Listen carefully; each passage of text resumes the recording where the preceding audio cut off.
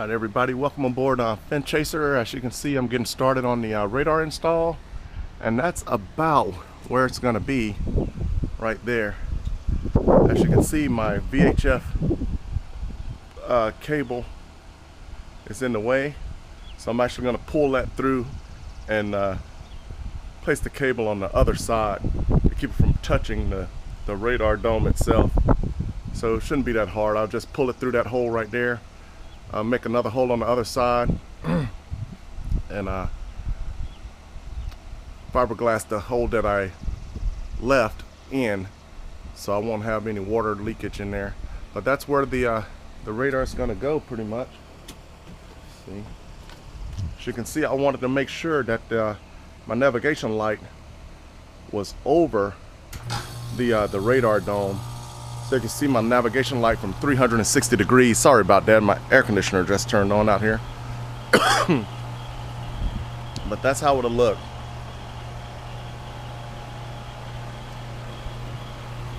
And we'll get a quick look from the back.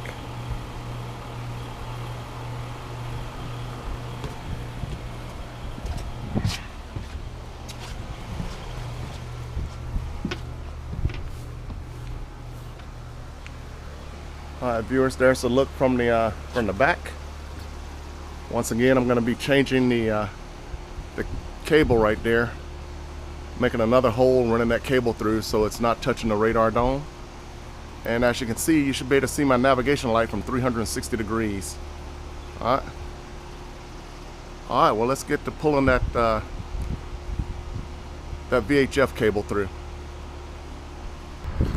Alright, everybody, unfortunately the VHF antenna was too close, so what I'm going to do is move the antenna back over here out of the way, because this the cable, I couldn't get it to turn around to fit anywhere else. It just was pulling on the cable too awkwardly. So what I'm going to do is move the antenna back. I'm going to fill these holes, and the radar will go right up there up front. So I'm going to get to scuffing this up with sandpaper a little bit. This is 100 grit. I'm going to scuff that up a little bit. Then I'm going to get the acetone, clean it all up, and get ready to flare these holes out and fill them up. Alright, see you in a little while. Alright, everybody, I got the template on the boat there.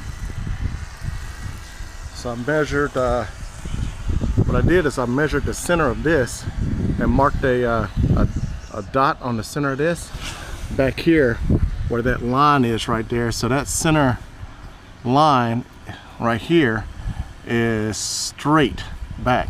So that's where the center of the broadband radar is going to be. As you can see, I got the holes I'm going to have to drill, and that's what I'm going to do next. Alright, see you in a little while. Alright, everybody, I got the radar on. I'm going to move my antenna back like I said. I'll be working on that next. Excuse me.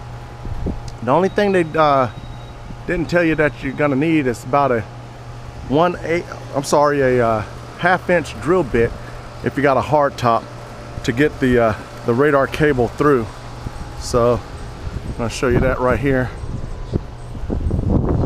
So right there, I have to use a half-inch drill bit to get that cable down through there. So this is where I'm going to put my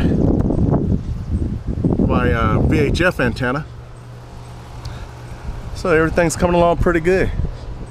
And now we're going to go down on the inside and wire her up. Alright, see you in a minute. Alright, everybody, this part right here is pretty much straightforward. As you can see, I got the Ethernet ports here that I could plug into either one of these either one of these units.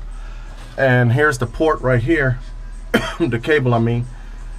On the other side, I have my cable that I'm going to connect this to,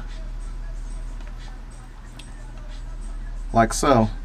If I can do it while holding this. Let's see here. Like that. Okay. And then of course here you can have your power positive, negative, remote, and this one you don't use. So right now I'm debating on if I want it just to come on when I turn everything else on, or do I want to connect it to a switch to turn it on with a switch. So that's something I'll be deciding shortly. Right now I'm going to decide how I'm going to run all of this, and I clean all this up inside here to make it nice and neat. Alright, well that's pretty much it, everybody. Like I said, it's not that bad of an install. The only thing that it didn't tell you you needed, that you need if you have a hard top, is a 1/2 inch drill in order to get this cable through it, because of the connector on the end.